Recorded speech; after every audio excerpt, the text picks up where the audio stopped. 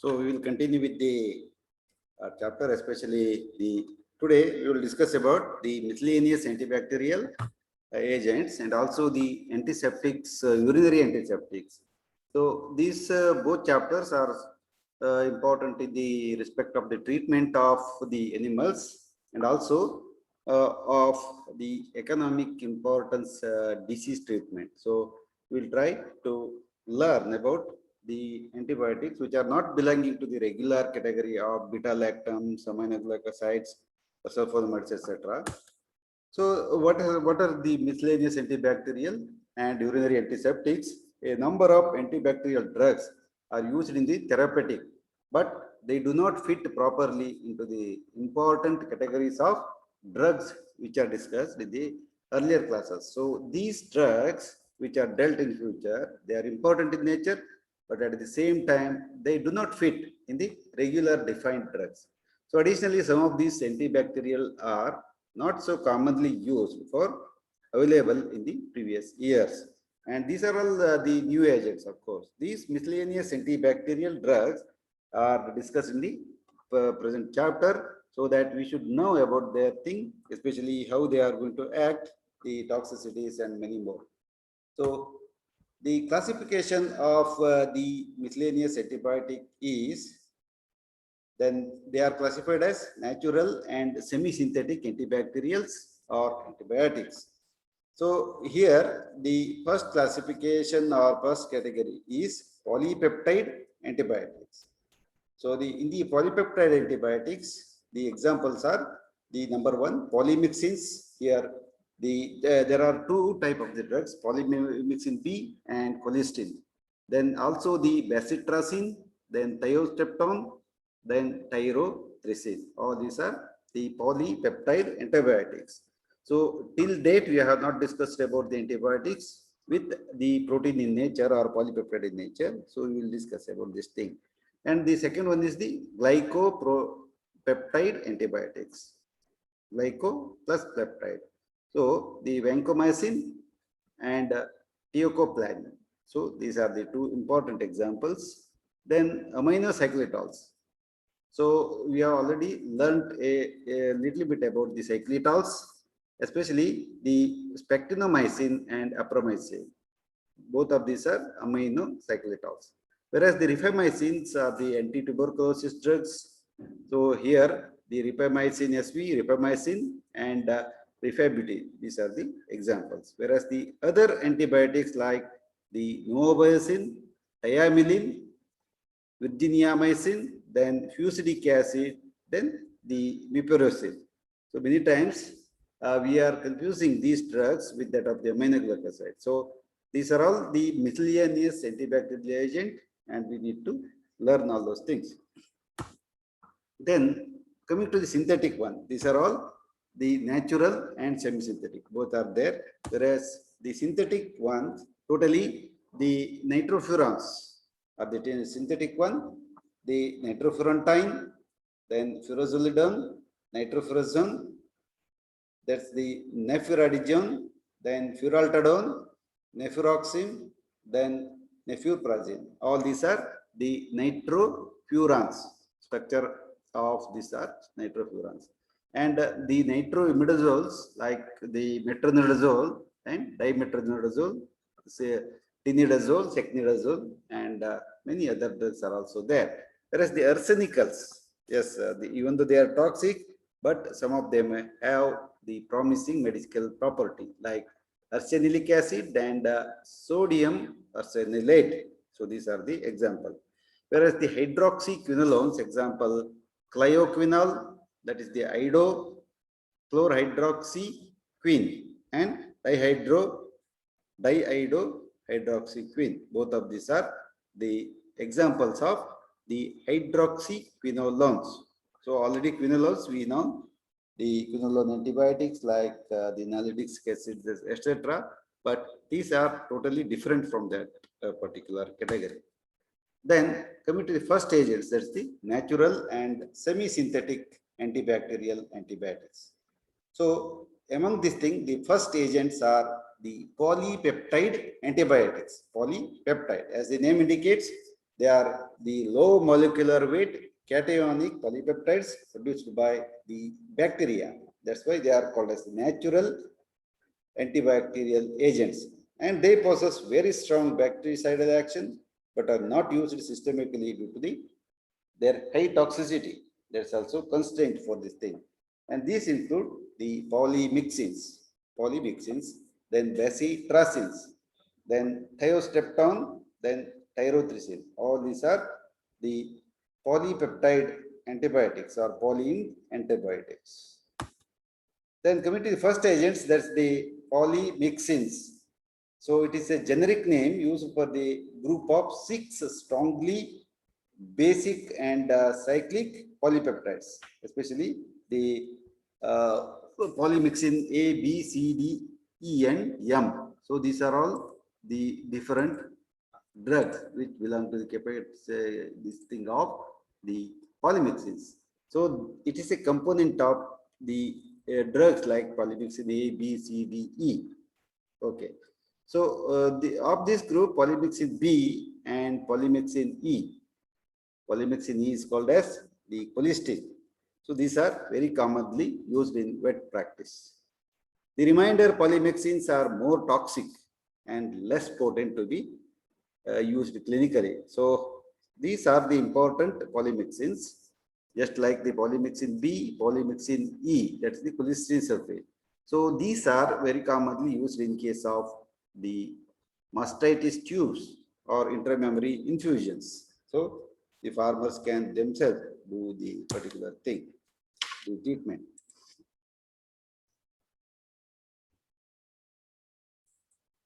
Then this is the structure of polymyxins. So this is just like a big moon or other thing with the stars like this. The side chains are present with the different type of the groups. So this is the sketch diagram of the structure of the polymyxins. Then polymyxin B is a bactericidal polypeptide antibiotic. Bactericidal, a polypeptide antibiotic obtained from the bacterium Bacillus polymyxa. So the Bacillus polymyxa is going to secrete the toxins, especially which is called as the polymyxin B. So it's used only for the topical application and by oral administration, because the parenteral administration often lead to very high toxicity. That's why the systemic infusion of these drugs is totally abandoned. So polymyxin B, there is a small change in the structure of this particular drug. And the chemistry and the properties of the polymyxin is delta S under the polymyxin B is a cationic detergent consisting of the cyclic peptides with amino acids and fatty acids moiety. All these are the structure. And polymyxin B is a further a mixture of polymyxin B1 and B2. So just simply what we can remember is the polymyxins are composed of PB1 and PB2. Whereas the polymyxin B, a basic character and forms the acid salts. So just like the sulfonamides, it is having the pH of the basic pH. So they form the acidic pH in the salts. So its sulfate salt is highly soluble in water and normal saline less soluble in the alcohol and insoluble in either or the chloroform. Whereas the polymyxin B solution is soluble in a neutral pH. So the neutral pH means in case of the biological system, it is 5 to 7 only, little acidic. But it is alkalis and strong acids destroy the potency very rapidly. Then mechanism of action of the polymyxins. So please try to learn this particular thing. Polymyxin B is a rapidly acting bactericidal drug or agent with a detergent-like action on the bacterial cell membrane. So it is having a detergent-like action. So nowadays in the corona era, you are all hearing that one should wash the hands with the detergent soaps. So the mechanism is breaking up of the cell membrane. And due to the presence of positively charged cyclic peptides, then the polymyxin strongly interacts with the negatively charged phospholipids in the bacterial cell membrane. Then ultimately what it causes? It causes the permeability changes and disruption of the bacterial cell wall. So this is the mechanism. Especially it is going to cause the detergent-like action. Please remember, polymyxin, detergent-like action. And because of this thing, as usual, it is going to react with negatively charged phospholipids in bacterial cell membrane and cause the permeability changes and disruption of the bacterial cell membrane.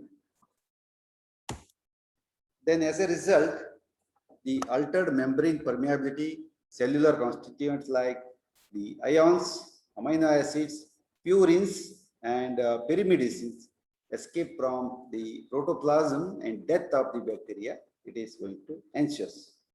Whereas actual lysis of some susceptible bacteria may also occur, but what is the additional charge is bacterial action. Polymyxin B has also inactivate the endotoxin. This is a very important action because it is going to inactivate the endotoxin produced by the gram-negative bacteria by binding to the anionic lipid components of the lipopolysaccharide chain. So apart from the regular job of antibacterial actions, so these are going to neutralize the bacterial endotoxins, especially the gram-negative bacteria. Many times the endotoxins cause more dangerous than the bacteria itself. The neutralization of the endotoxin occurs at concentrations much lower than those of associated with toxicity. So this is an added advantage because endotoxemia is a very common and very usual phenomenon, especially in case of the mastitis is concerned. So the bacteria are coming and they invade the cell and ultimately they are going to die and release a lot of endotoxins. So these endotoxins are going to act on different systems of the body and cause severe toxicity. So in the postmortem, you can see the petechial or extensive hemorrhages and the total body hemorrhages. So it does not interact with the cell membrane of the gram-positive bacteria. Please remember that the polymyxin is effective only against the gram-positive bacteria, whereas it is actively confirmed to gram-negative bacteria. So it is effective against the gram-negative bacteria. So a bactericidal activity is reduced by serum and the tissues, fluids, and by soap and other surface active agents. And the divalent cations, ions like the magnesium, then cobalt, then ferrous, the manganese decrease the activity of polymyxin. Suppose you are not supposed to administer the quinolones along with that of the calcium and magnesium salts as they are going to chelate. So similarly, the magnesium, cobalt, ferrous, and manganese decrease the activity of polymyxin B, and it shows synergism with many other antimicrobials by improving their penetration into the bacterial cells. So this is the structure, especially the action of the antibacterial action of the polymyxins. Coming to the antimicrobial spectrum means how much it is going to act. It's whether it's a narrow spectrum, broad spectrum, etc. As you already know that these are effective only against the gram-negative bacteria, hence they are called as the what you call as the narrow spectrum antibacterials. So it's active against the Enterobacteriaceae. All these are gram-negative bacteria, Klebsiella, Salmonella, Pasturella, Bordetella, Pseudomonas, E. coli, and Shigella. All these are the totally a gram-negative bacteria. So most Proteus and Serratia species are resistant to the polypectins. They because they are the gram-positive bacteria. So although most gram-negative bacteria are susceptible to polymyxin B, still polymyxin B is not the drug of choice for treatment of this bacteria. So this is the little surprising thing, because it is used only when other drugs are not effective against the gram-negative bacteria. So we cannot give any guarantee, because they may be having already resistance, and these are the gram-negative bacteria are susceptible to polymyxin B. Then only we are going to use, or else it is not the drug of choice. Then the bacterial resistance, as usual, there are the mechanisms, which general mechanisms like like the penetration of inside the bacterial cell, etc., will be there. But here the development of resistance is not so common, and it is developed, it is very slow and chromosomes dependent only. So that is the transfer between one and other bacteria. So the cross resistance between the other groups of antibacterials has not been reported here. Then the cross resistance between polymyxin B and polymyxin E, that is the cholesterol. So it is totally complete. So there is the chance of the resistance. Coming to the kinetic part, so the polymyxin B, a commonly used drug, is not absorbed systemically on the typical application and after oral administration. It's not absorbed systemically. Then the peak blood levels of the polymyxin remain very, very low because of the interaction with cell membrane as well as with tissue debris and purulent exudates. Polymyxin B is metabolized and excreted in the urine as the active, not active metabolite or inactive metabolite. So plasma half-life, especially in case of animal, is about 3 to 6 hours. That's the half-life of the fluoroquinolones, etc., are less when compared to these agents. This is 3 to 6 hours. And side effects, as usual, there are certain side effects because it is a drug. If it is not having side effect, it is not a drug. If there is a side effect, then if there is an effect, there will not be a side effect. There will be a side effect also. So nobody is going to perfectly form a drug in which that it is highly selective for the intracellular organisms. So the adverse effects of the minimal are after oral administration with occasional nausea and vomiting and diarrhea. So these are the very common problems when you take an antibiotic for any disorder. So it causes the occasional nausea and sometimes vomiting, and if it is not there, the food will not be digested properly, and this diarrhea may also be taken place. Then the parenteral administration of the polymyxin B, however, produces the serious toxic effects. Parenteral administration, so toxic effects are there, particularly the nephro and neurotoxicities. So just like the aminoglycosides, you please remember the aminoglycosides and few of the cephalosporins, they are having very high ototoxicity. Means after binding to the cells and other thing, they are going to disturb the total, especially the components of the bacteria, and get dissolved. So this one is also having the toxicity on the kidney. Then neuromuscular paralysis resistant to neostigmine or calcium can occur at the very high concentration, not in small concentration. Then intravenous administration of polymyxin is potentially dangerous. The reason is the potential administration of parenteral administration of the polymyxin B can be a degranulate mast cells leading to histamine release and intensive pain at the site of injection. That's also one of the important thing. Especially polymyxin is one of the most potent irritating agent, and hypersensitivity reactions can also be seen with the polymyxin. So one should be careful about these happenings and caution the owner. Then contraindications, especially What is a contraindication means? So as usual, they are contraindicated in certain conditions, especially on the different type of the drug.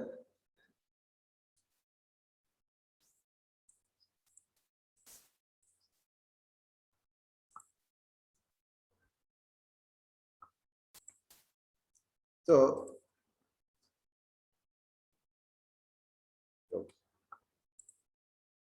then the clinical science, clinical uses of the polymyxin is mainly used topically to treat gram-negative bacteria, only gram-negative. Please remember that polymyxin is gram-negative bacteria. Amphotericin is the antifungal agent. So it's used also at the treatment of the bone mastitis caused by the Pseudomonas aeruginosa and Klebsiella, because both of these are very difficult to treat. Pseudomonas, whereas the Klebsiella also, the mastitis caused by, and it's mostly combined with other topical antibiotics like the bacitracin for the broad spectrum antibacterial action. So usually the polymyxins are combined with bacitracin. So the drugs, usually polymyxin alone is not used. It is also combined with many of the other antibacterial group. We'll see what is this. So it is administered orally to cattle and swine for the treatment of the gram-negative infections, especially during the grazing season. A lot of unwanted bacteria may enter the cattle stomach, and if you administer this particular polymyxin, then they will be eradicated out.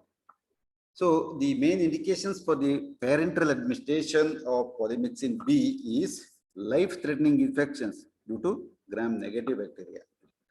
So the particularly the Pseudomonas species that are not responding to the other antibiotics.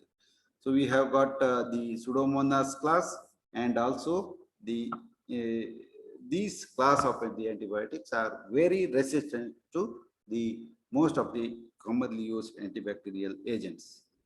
So the dose of this drug is 20,000 units per kg, 2 times daily, minimum 5 days is required.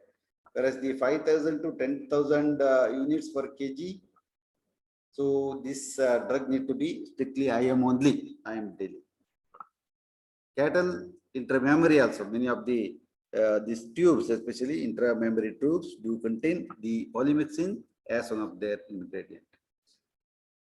So how it is used? It is expressed in the units. So 20,000 units per kg body weight. Then you can note down 10,000 units of the polymyxin B.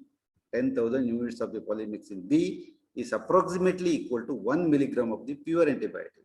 So 10,000 units. So here 20,000 units per kg you need to administer to the all species. Whereas in case of cattle, 5 times this dose. So that's 50,000 to 1 lakh units. So it's a wide variety is there, range is there. Then the colistin is another antimicrobial agent. It's a polypeptide antibiotic obtained from the Bacillus colistinus. So to pronounce again, the colistin is a very special drug which is designed for the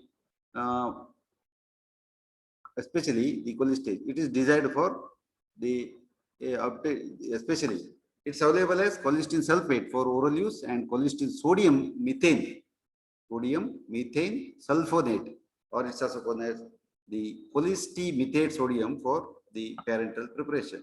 And the colistin has antibacterial spectrum, the mode of the action, then kinetics and clinical uses very similar to that of the polymyxin drug B, what we have already discussed in the earlier slides. Then colistin is more potent than especially from the polymyxins like unlike the Pseudomonas, Salmonella and the Shigella. but it is not antagonized by serum and tissue fluids. Or else what we can say is it is effective in presence of the pus also. The pattern of toxicity of this colistin in animals is similar to that of the polymyxin B. So in addition, the peripheral neuritis, then nystagmus, then transient deafness, that's the ototoxicity is one of the common feature, and leukopenia, decrease in the number of white blood cells. So this may occur due to the continuous use of this particular antimicrobial agent. So in general, fewer side effects are seen with parenteral colistin than that of the parenteral colistin B. So usually side effects are less for the parenteral colistin, whereas with the parental compound polymyxin B.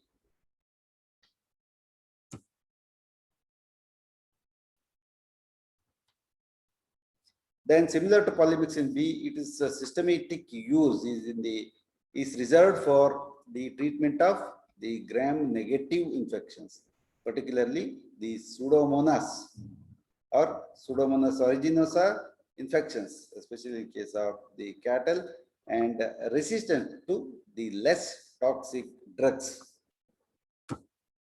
And this is the structure of the colistin, similar to that of the polymyxins. Then bacitracin are it's also known as bacitracin. Then bacitracin is a narrow spectrum antibiotic.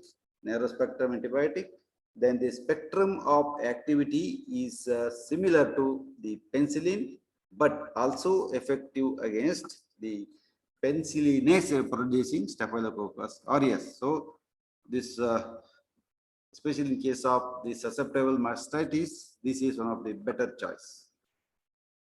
In general, bacitracin is effective against the gram-negative bacteria, both cocci and bacilli. Both are killed by this particular antibiotics.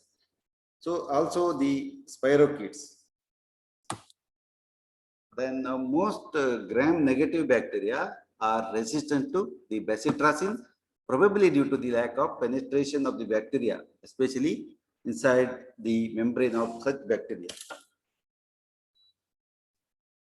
Then the rate of bactericidal action of this colistin is totally dose dependent. Means as you increase the quantity of the dose, then the antibacterial is not affected. The antibacterial activity is not affected by blood or the tissue debris. It is not going to act on the blood and tissue debris. Of course, the structure we have seen already. Then the mechanism of action. So please remember this thing, mechanism of action, how it is going to act on the gram-negative bacteria. So it is a bactericidal drug that acts by inhibiting the cell wall synthesis of the susceptible microorganisms. So it's going to inhibit the peptidoglycan synthesis in susceptible bacteria by non-specifically blocking the phosphorylase reactions. So some of which occur during the second step of the cell wall synthesis. So cell wall synthesis inhibitor. Additionally, it may bind to the membrane and interfere with the enzymes responsible for the movement of the cell components through the cell membrane and has causing the inhibition of the peptidoglycan synthesis. So the peptidoglycan is also inhibited in case of penicillin, and hence what happens, the lysis of the cell will occur because the outside tissue or water is going to inside the bacteria and is going to die. This is the structure of this diagrammatic representation of the polymyxin mechanism of action. So here you can see one is a resistance mechanism where the large or cell death will occur once the antibacterial drug will enter the organisms like the E. coli. So the surface acting drugs or surfactants are also going to destroy, whereas here the electrostatic attraction of some of the drugs will be there. Then the bacterial membranes becomes more and porous. Then the lipid which is required for the bacterial cell wall synthesis is being attacked.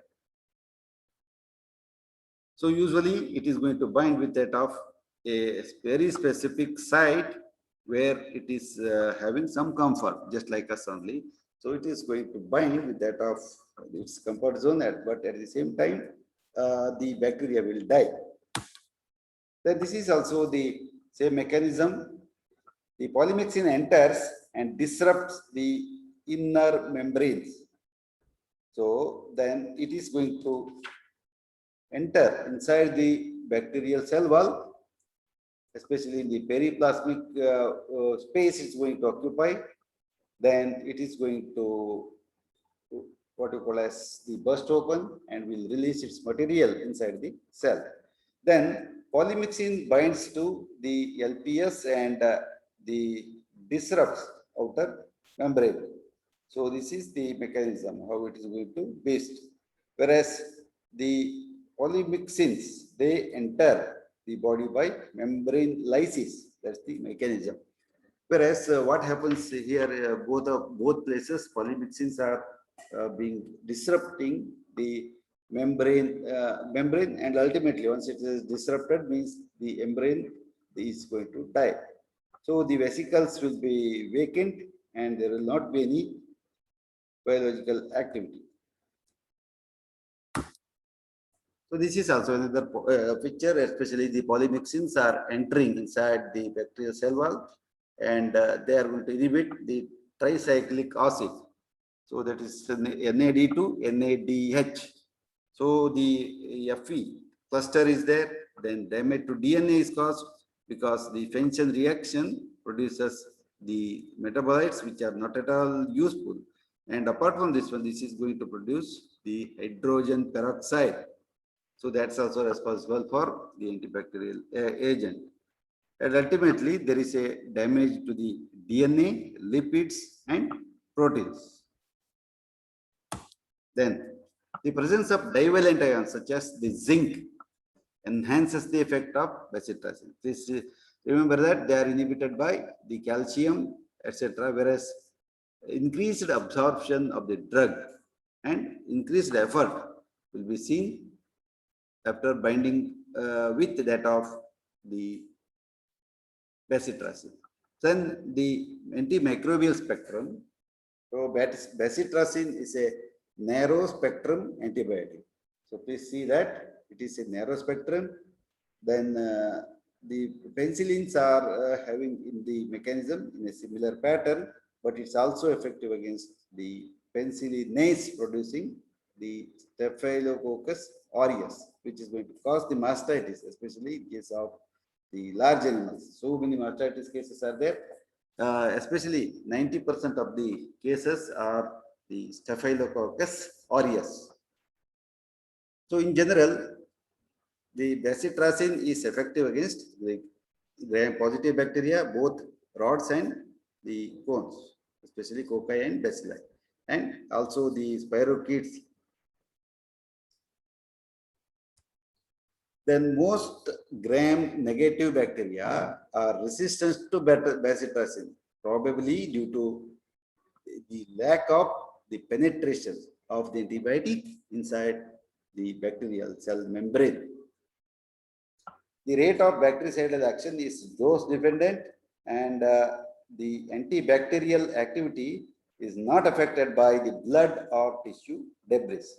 So the other thing is it is not affected by the blood and other tissue debris because many times in case of cattle wound, it's very difficult to handle them and dress every day. So in presence of the pus, many of the drugs will not act on them because of the polarity and other things. Whereas here, the antibacterial activity is not affected by the blood or the tissue debris.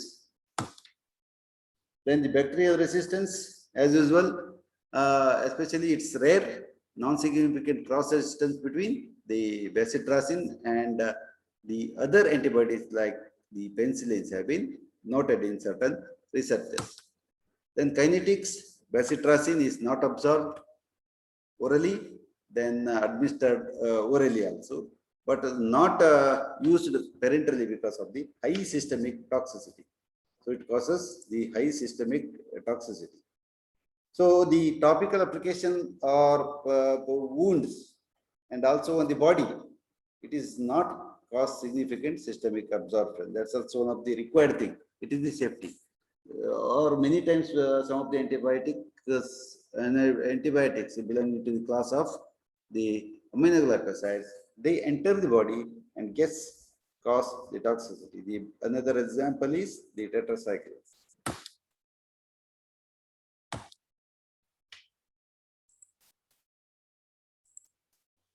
Then the systemic, what you call as the side effects.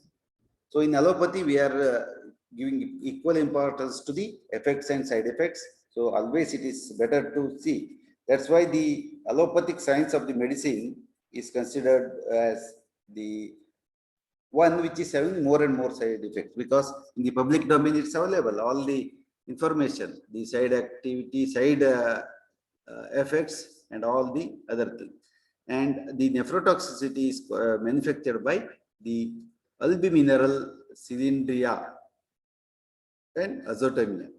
So these are the characteristic of the nephrotoxicity, because these are manifested by this clinical signs like the albuminuria, then cylinduria and azotemia. So all this material will come in the this particularly the urine. Then the parenteral administration also produces severe pain or pain, then indurance and the petechiae at the site of injection. So if you by chance if you inject this particular drug, it is going to cause severe pain, because these drugs are effective against the petechiae at the site of the injection. Then no significant adverse effect except the occasional hypersensitivity, and have been noted following typical signs. We will see what are those things. Like just simiting, the abdominal pain, then sometimes rarely a hypersensitivity reactions, and also sometimes the resistance mechanisms also there. Whereas the clinical uses of this drug is most commonly used topically for susceptible skin, ear, and eye and infections. So that's why in many these dusting powders and ointments you can find the bacitracin is one of the containers. So the bacitracin is often used as combination with the neomycin or the polymyxin. So bacitracin plus polymyxin B ointments are coming. So this is why we are making this combination is to enhance the antibacterial spectrum in the ointments. Then dusting powders and solutions for the application to infected wounds and ulcers, because some of the doctors they trust the powders because it causes the temporary drynessness at the place of the application. Because if you admit this apply the ointments, then many times it is a little bit irritating to the animal and or the human being. Then bacitracin as zinc or magnesium or bacitracin is also added to swine and the poultry ration to prevent and treat the clostridial enteritis, Clostridia. So Clostridia enteritis is somewhat difficult to cure, but at that time we can use the bacitracin and also the zinc, especially in case of pigs, to treat Clostridial induced enteritis and to promote the growth of those bacteria. So the oral bacitracin may be considered as an alternative to vancomycin. So in the treatment of the antibiotic associated pseudomembranous colitis caused by the Clostridium difficile enterotoxin. So this is Clostridium difficile is also one of the microorganism that is important for the development of the pseudomembranous colitis, an important antibiotic. So Bacitracin is very specifically used for this particular purpose. Then next drug is the thiostrepton. Thiostrepton, or its brand name, of course, is briamycin. So it's a polypeptidic antibiotic containing the sulfur obtained from the Streptomyces aureus. Streptomyces aureus. So many times the Streptomyces aureus gives rise to so many other antibiotics also. Please try to check here. So what are all the antibiotics this particular substance is going to secrete? That's the Streptomyces aureus. So it is capable of the presence of the gastric acid and intestinal juices. So it is resistant or stable. So of course the urine and so many routes of the excretion, nothing is going to harm. So it is primarily effective against the gram-negative organisms, although some of the gram-negative bacteria are also infected. Then similar to the other polypeptide antibiotics, it is not absorbed from GI tract. So please remember that the bacitracin is not going to absorb through the GI tract and used primarily for the topical treatment. That's why it is nowadays the ointments, etc., are being branded by the bacitracin, and it is not available as the individual drug. Then this is the thiostrepton molecule with different groups. Then thiothrysin is a mixture of germicidin, gramicidin, and tyrosidin. This is isolated from the bacteria that's called as the Bacillus brevis. Bacillus brevis. So it's isolated from the Bacillus bovis organism. So it acts mainly against the gram-positive bacteria. So bacitracin, you should see that it is active against the gram-positive bacteria, although a few gram-negative bacteria are also susceptible. So it acts on the cell membrane. Though coming to the mechanism of action, it is going to the bacterial site and bind with the cell membrane, causing the leakage of ions and essential compounds, and also the uncoupling of the oxidative phosphorylation in the susceptible bacteria. So this is simply they have defined this particular mechanism, which is a very complicated one, of course.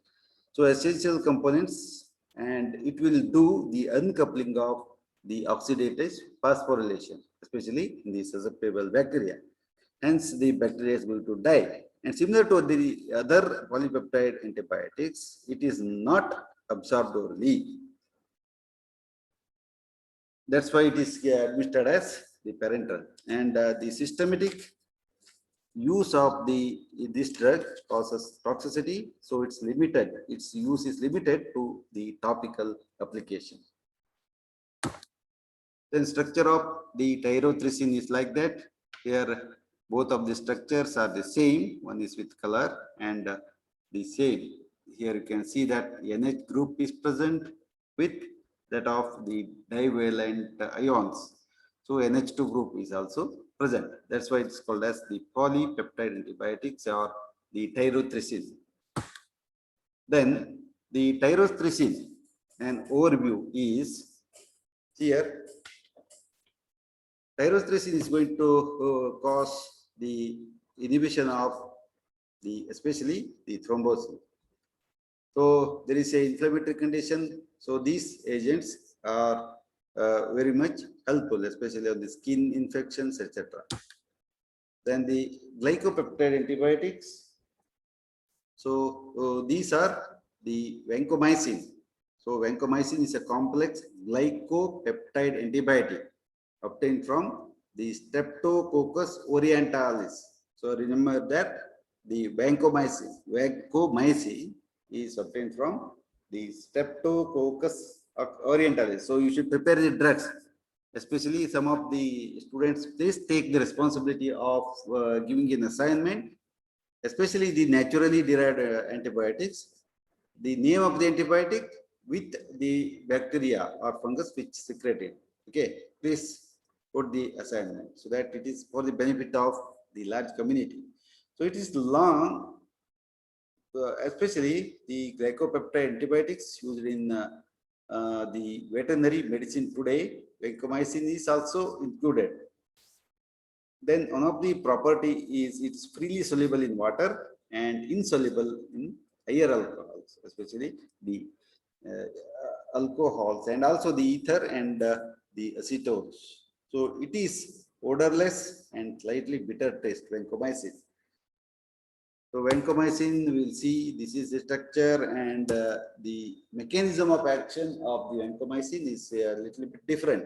So it's a bactericidal antibiotic that causes and that acts by the inhibiting the formation of the peptidoglycan chains in the bacterial or the peptidoglycan strands, especially in the bacterial cell wall.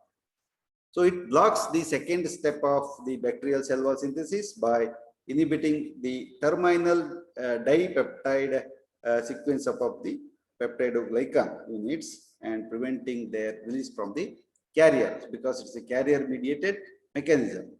So how it is going to act is, number one, it acts by inhibiting the formation of the peptidoglycan bonds in the bacterial peptidoglycan strands, because they need to join and other thing. Then the inhibition of formation of the peptidoglycan strands will be the mechanism of action of the vancomycin. And apart from this one, it also blocks the second step of the bacterial cell wall synthesis by binding to the terminal dipeptide sequence of the peptidoglycan units and preventing their release from especially from the carriers. So some of the antibacterial drugs do require the carrier mediated mechanism, and hence this interferes with the assembly of the units at cell membrane and their cross-linking to form cell wall, especially. So coming to the antibacterial spectrum of the vancomycin, so it is highly effective against the gram-positive bacteria, whereas it lacks activity against the gram-negative bacteria. Whereas the other agents, they were effective against the gram-negative bacteria, whereas they are the least effective drugs, especially on the gram-negative bacteria. So important bacteria susceptible to vancomycin includes the Staphylococcus, especially in case of mastitis, Staphylococcus aureus.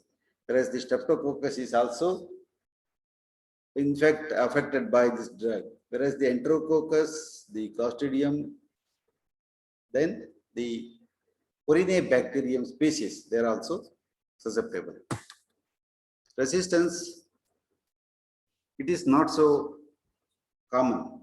The bacterial resistance has been what you call as the is seen in certain species of this susceptible bacteria that has been resulted from the synthesis of a new protein that interferes with the action of the vancomycin. So here a bacteria will produce the new type of the proteins and they will interfere with the action of the vancomycin, because these are the bactericidal drugs.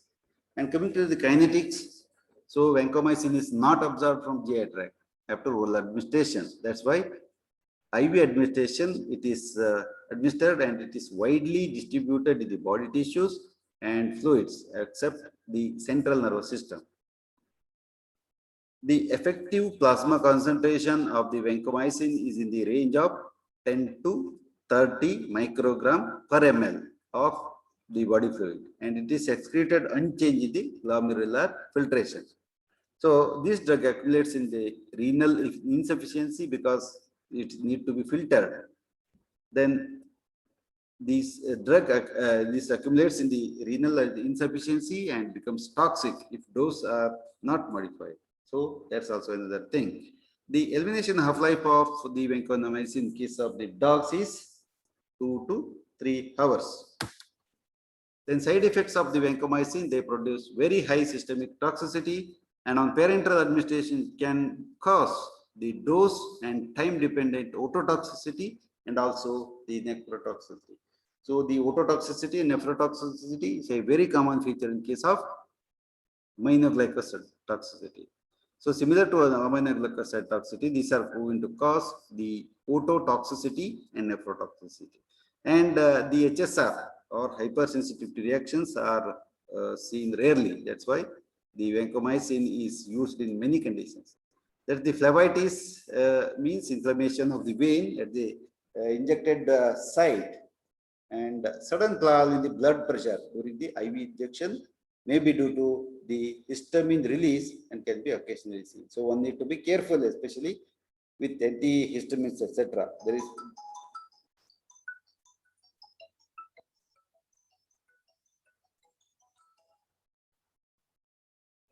really.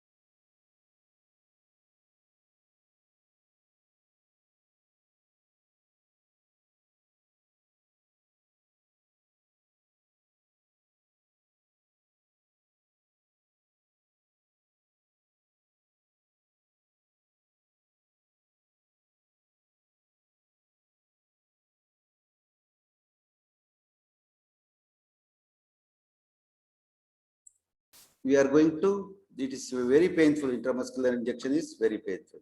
Clinical use, it is a reserved drug, especially the used in the methicillin resistant Staphylococcus aureus, MRSA, especially it is used in the bone and soft tissue infections, especially in case of dogs and cats. So oral vancomycin is used to treat antibiotic-induced enterocolitis, especially the pseudomembranous colitis or the Clostridium difficile infections. So in general, use of the vancomycin in case of the domestic animal should be limited to infections caused by the organisms that are resistant to the other antimicrobial drugs. So dose is 3 milligram orally 2 times daily and 10 to 20 milligram IV. So this is about the vancomycin, this thing.